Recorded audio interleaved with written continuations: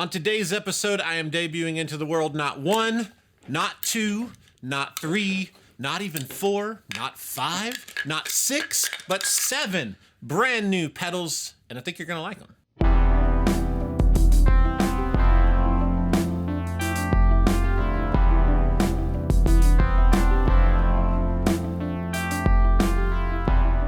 Several years ago, I found myself in the remote wilderness of North Dakota at a cabin loaned to me by the friend of a friend's other friend. I was sitting on the deck in a beautifully crafted oak rocking chair overlooking a valley with a pristine still crystal lake on the edge of a mountainside full of beautiful cedars, and a hawk descended down onto the lake and snatched up a wonderful plump salmon, pulling it up to the tree line where the nest of its babies sat ready to feed.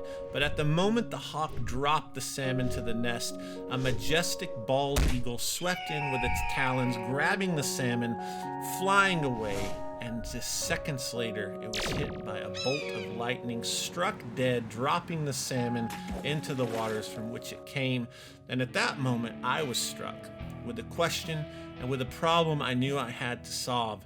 It was the fact that so many new pedals nowadays have amazing features, tons of controls, but they're kind of complicated and they carry with them a hefty price tag. And for a guy like me, I just want simple sometimes, and I want things that are really affordable so I can have fun and try things out. I said to myself, Josh, can you make a line of pedals that are under $100 and easy to use? Well, the JHS 3 Series is exactly that. Every pedal is $99 no matter what the effect is, and they all have 3 knobs, 1 toggle, and 1 foot switch. They're incredibly easy to use, so easy in fact that even Nick understands them. I'll take this as a compliment. You should. The first ever budget pedals to hit the market were in the early 1980s, and they offered a more affordable option to the powerhouses Boss and Ibanez who ruled the pedal market. One of the first brands to ever gain prominence and respect was the 1983 release of the Arion effects. There's several of these which go for huge money on the used market because they sound amazing and they've been used by a lot of famous players. Then we see other brands like Rocktek come along in 1986, making pedals even more affordable. Then in 1989, Ibanez gets involved with the Soundtank series. This was one of my very first pedals ever, and you can find them all over the place. They sound really great. Even into the 90s, we see brands like ProCo making cheaper, more affordable versions of their famous pedal, the Rat. They had the Roadkill and also a pedal called the Brat. These came out around 1997. Then in 1999, we see the release of one of the most important budget lines ever made, the Danelectro Food series. This series for me was very important because it allowed me to play tons of circuits that I could never have afforded in their original form. These were everywhere, and so many of us kind of cut our teeth on effects by buying these. In the mid-2000s, we see Behringer drop a compact line of effects that followed in the footsteps of Danelectro's Food series by offering expensive and rare circuits in this form factor at a low price. With the 3 Series, I wanted to build on the backs of these budget lines because they're so important to me as a player, and these were lines of pedals that let me try things I would have never been able to hear otherwise. But as a pedal maker, I wanted to fix some of the glaring and obvious problems. First up is quality. These pedals sound great, they mean a lot to me, but I wouldn't trust them on a tour, and I have to fix that if I'm going to make a JHS pedal. So the first problem you really see with this is that jacks break, foot switches go out, the enclosures are mainly plastic, and that's just not going to do for a JHS pedal. So we use the same hardware, enclosure style, foot switches, jacks, toggles. It's all high quality. It's the same exact parts you would see in a normal JHS pedal that is twice the price. Number 2 is most budget pedals are just clones of things that have already been done before with maybe minor tweaks. There's nothing wrong with that. I love it because it lets you try classic circuits, but what if a budget line offered originality? Well, the 3 Series is mainly all original designs, and when we did use or tribute back to something, we change it and modify it in such a way that it's pretty different, and I think it's something fresh for the market. So the 3 Series is our chance and our opportunity at making the greatest budget line ever made under $100, and I'm really excited and really proud of that. And for a all USA made pedal, $99, I think it's going to be really hard to beat, but is it good? That's up to you. Let's start with the Overdrive and see what you think. The 3 Series Overdrive is called the Overdrive. Yes, because it overdrives. We're trying to keep it simple here. I think you understand.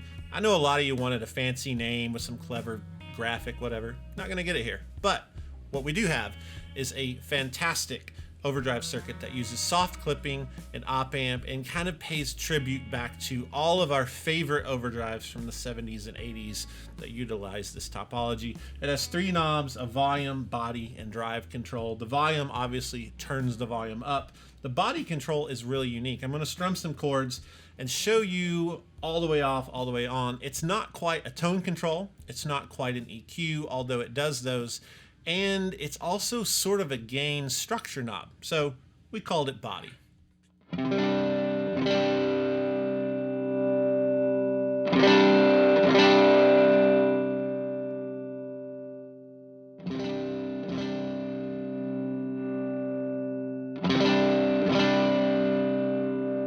And then the drive control allows you to dial in how much saturation and clipping there are. I'll start it at the bottom and roll it up high.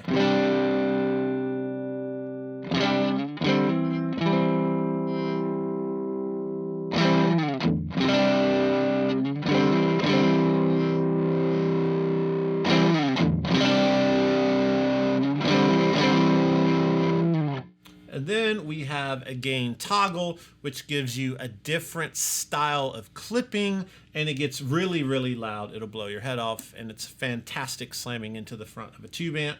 I'm gonna dial it back a little, but here it is.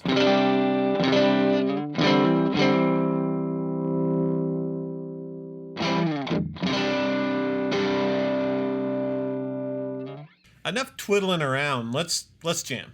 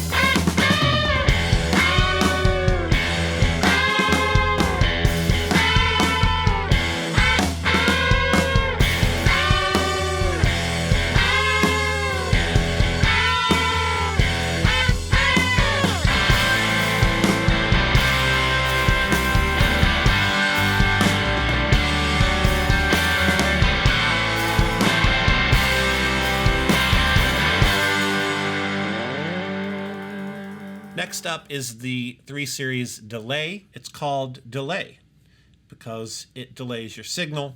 It has 3 controls: mix, time, repeats, and it has a toggle for type. Mix is the wet signal, so you can go from all the way off, dry, or you can roll in the amount of effect you want. Then you have time, which goes from slap all the way up to things like this. Or you can get crazy, add a ton of time. Beautiful. And then you have repeats, which is how many echoes you get. 1, 2, 3, 4, 5, 6, whatever. Infinite.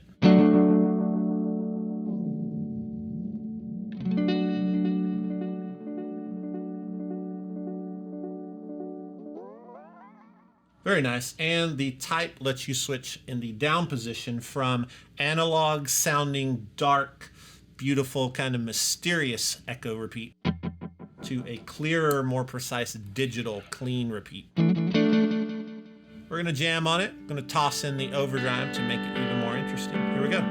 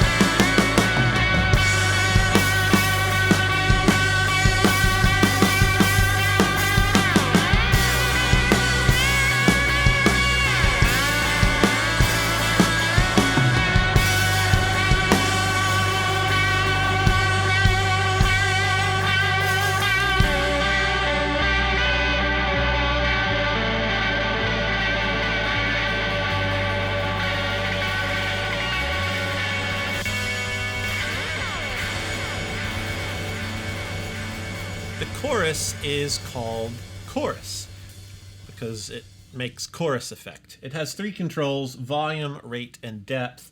The volume is the overall output level, lets you blend it in how you want it, which is really great if you want to use it for lead parts or kind of push your guitar out of the mix with modulation. Then you have rate, which lets you go from slow to faster.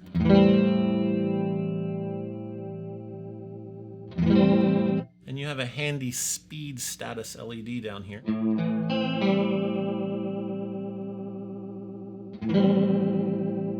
And then depth is kind of your mix or wet perception of how much chorus is in there. Then you have a toggle labeled vibe. When it's down, you're in chorus mode, which means you have modulation with dry signal. When you flip this up, you remove your dry signal and you create true pitch vibrato in the family line of a Boss VB2, for instance.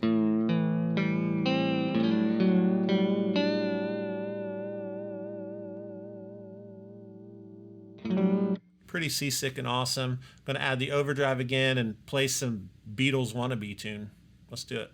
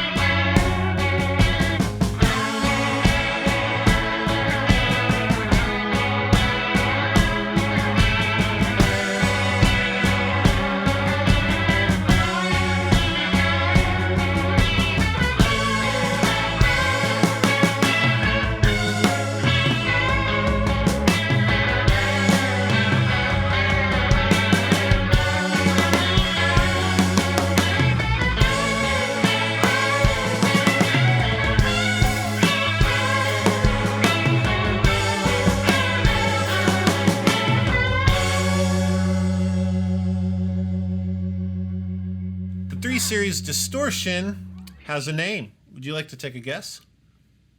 That's correct. It's called Distortion because it distorts the signal.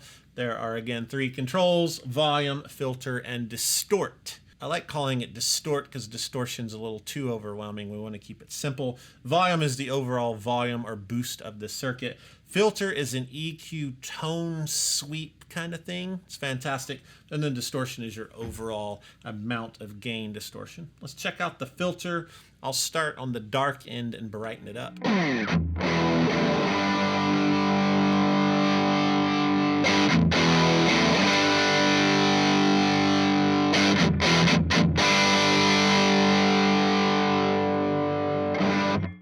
And now I'll turn the distort all the way up.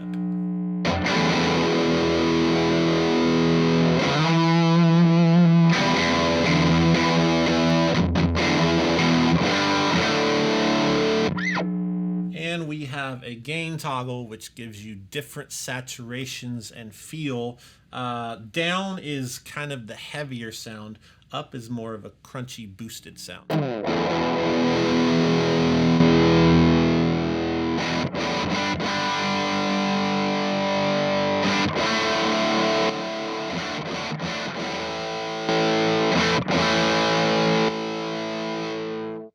Let's add some delay and just rock out. Just get crazy. Here we go.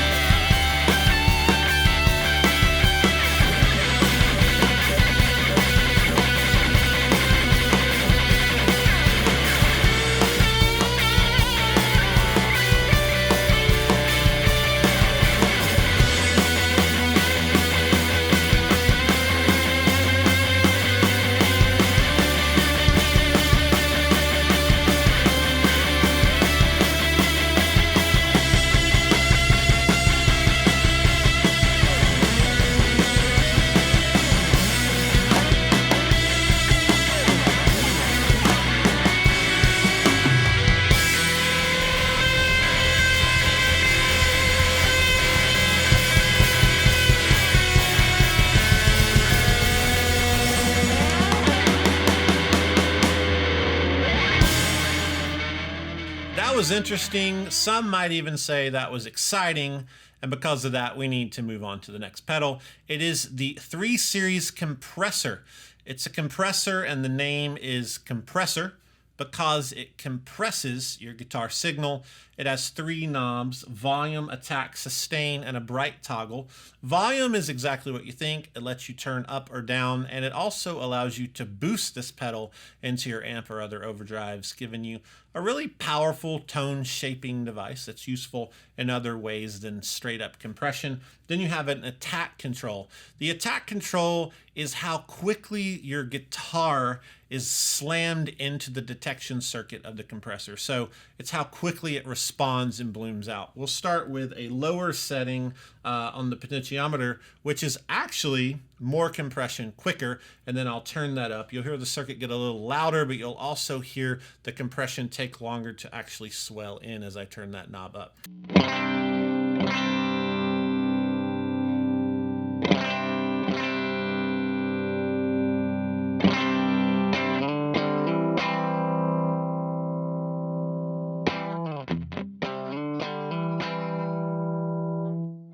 Then we have the sustain control, which you could also label compression if you wanted to, but that's the name of the pedal, compressor. So sustain mixes it up a bit. Let's start that all the way up, see how heavily we can compress the signal, and then back it down.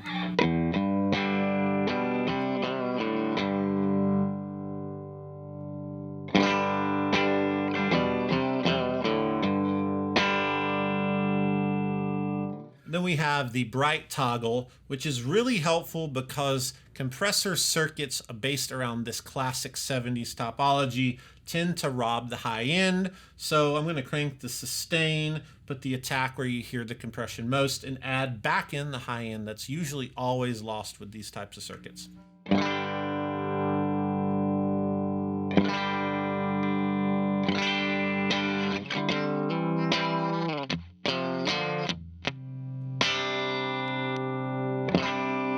Gonna add some slapback delay and try to do something creative, exciting for you, because I know you're watching.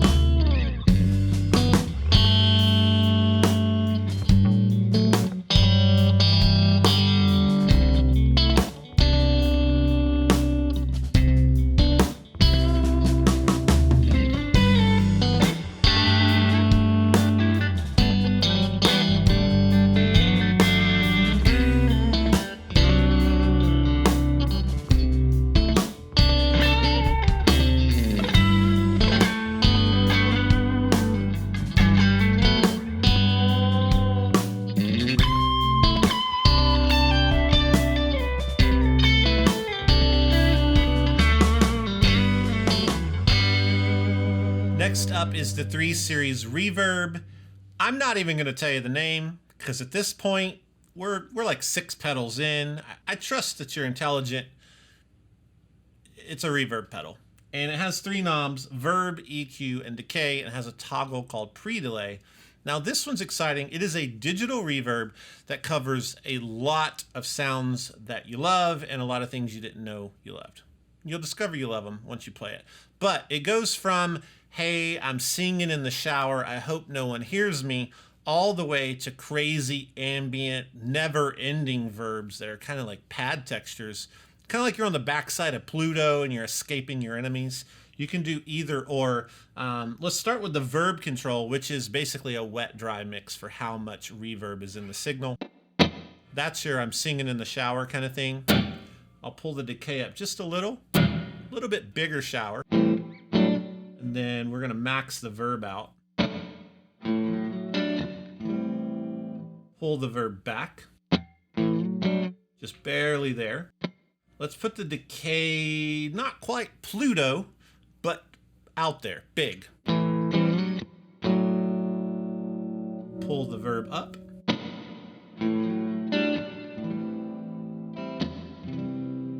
Now with that setting, let's play with the EQ. When I go this way, it makes the reverb dark. more tame, you could say. When I go this way, it brightens it up and you can hear every aspect of the decay.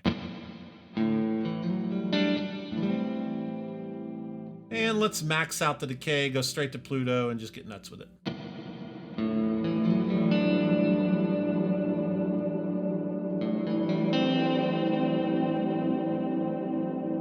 And pre-delay does what it says. It adds a little bit of digital delay on the front end, making it even more spacey and crazy.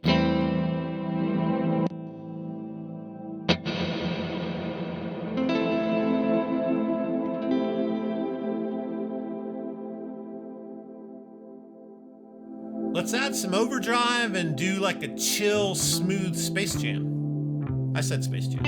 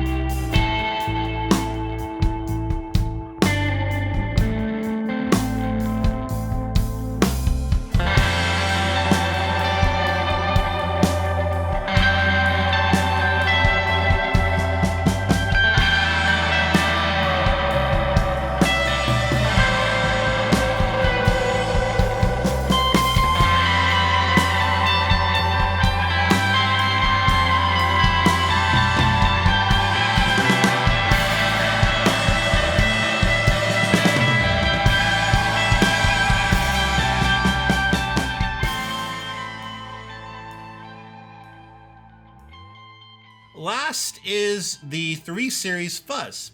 It is called Fuzz because it is a fuzz effect for your guitar. It has 3 controls: volume, bias, fuzz, and it has a toggle called Fat.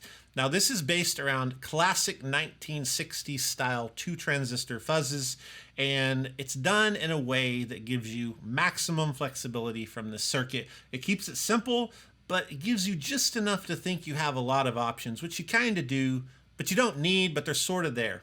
I hope that makes sense. Let me go over the controls. Volume is exactly what you think. It is up or down. You can boost, you can slam the front of an amp, you can cut it, whatever you want to do. And then bias is a voltage control directly tied to the Q2 transistor of the circuit. It gives it more or less voltage. Basically, bias could be called a gate control because it results in sputtery, beautiful gating sounds, but bias sounds cooler. I don't know. It's a choice I made. I'm happy with it. Then you have fuzz. The fuzz control is the overall clipping and saturation. And unlike a ton of 60s style fuzzes, this control is usable from 0 to 10, which is awesome. Then you have the fat toggle, which fattens up the signal. I'm going to play it. I'm going to mess with the bias and fuzz control, flip the fat toggle up, and just let you get a sense for what's going on here.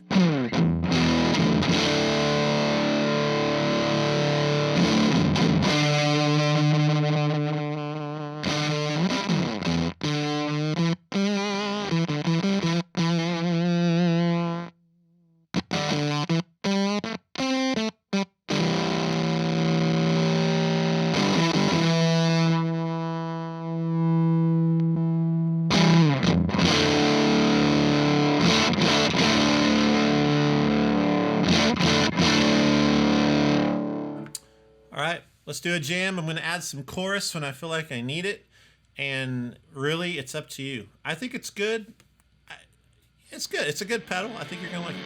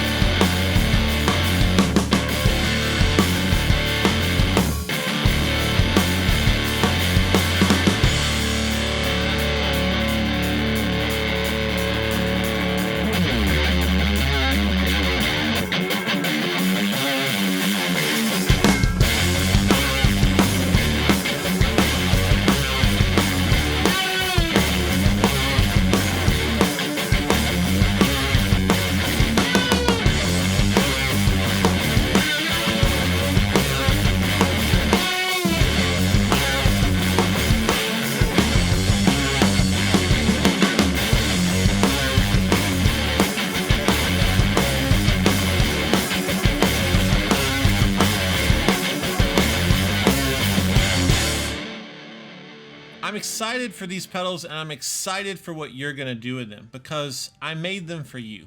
They are the people's pedals, and you are the people's. I'm the person that made them, but I can't take them where they need to go. There is a vast universe of sound, delight, joy, and beauty that you will sail upon in your ship of freedom through outer space, time, and the vortex of hope that is music, beauty, and art. You will take these pedals to a new dimension, a dimension that I can't go to because I'm stuck in my dimension. My dimension is I made these, but your dimension is you take these and you soar through the winds of time, breaking boundaries that no man has ever broken. You are the people, and these are the people's pedals, and I bestow upon you the responsibility of humanity's goal of creating and living in a society where things are beautiful, and these pedals will help you do that. I love these pedals, but not as much as I love you, because you are the people's, and these are the people's pedals. It's time for record time. Today's record time is brought to you by 2016's Dinosaur Jr. Give a glimpse of what you're not. Great record. Every song on this record is my favorite song on the record, and it is possible. You can argue with me, but I'm gonna win this one. It's good. You need to listen to it. You need to check it out. They are a three-piece band. And I think that fits in with the 3 Series. So in the comments below, tell me what you think about this, and tell me about a killer 3-piece band and their record that you like most. This is probably my favorite Dinosaur Jr. album. I really do like them all. The early stuff's a little harder for me, and I kind of lean towards the newer stuff. All that aside, check this out. Tell me in the comments about your favorite trio. Thanks so much for watching this video. I hope you enjoyed it, and I hope you're half as excited as I am about the new 3 Series. It's super, super fun to put these out into the world. In the description below are a ton of links where some amazing guitarists are gonna demo through these much better than I am, because let's be honest, I know like 4 chords, and there's just better musicians. Go watch them, check out what they're doing, and get a better feel for the whole line. I'm so excited that I'm gonna give away the whole series over on Patreon. There's a link below on how you can win one of these. There's 7 pedals, and there's gonna be 1 person per pedal who wins a pedal. So it's 7 giveaways, 7 pedals. It's pretty simple math, although it is complicated. It's fine. I'll see you next time. Have a good day. I have nothing else to say. Bye.